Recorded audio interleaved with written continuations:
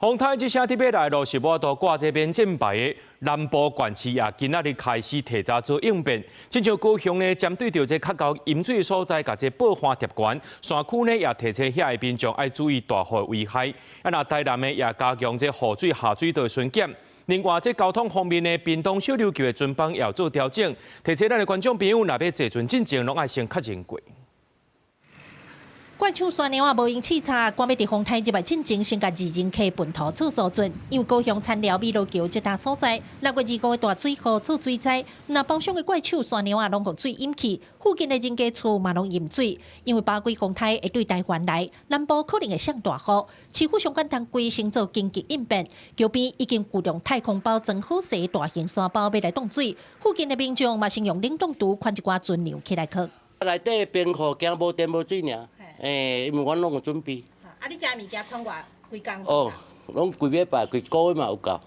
以緊急應變的方式，譬如說移動抽水機或堤防加高等相關的這個措施，來因應這一次的這個週末的這個颱風。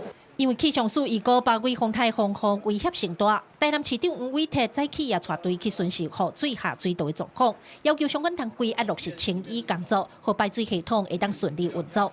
另外，已經連續2天，和風台掃甲無通收的麻豆文旦，農民用心計較咧養臧，真無簡單才恢復淡薄仔元氣。即賣閣等到風台要來，農民敢若會當加強樹位固定，減少落果。盡量把它固定那個樹枝，不要它也增加那搖晃晃動，減少落果。現在怕風，因為它已經開始灌漿了，它裡面有水分，稍微有一點重量。你看柚子都已經垂下來了，柚子垂下來，風一吹它就掉下來。另外，在交通方面，屏東小琉球的交通船嘛提早宣布要調整船幫的時間，其中葉流線對拜四開始停駛，東流線拜四敢若開較中晝，拜5、拜6攏是停駛的狀況。有濟船需求的民眾愛記得提早確認，避免白走一逝。記者柯明哲、柯家族、柯超勇綜合報道。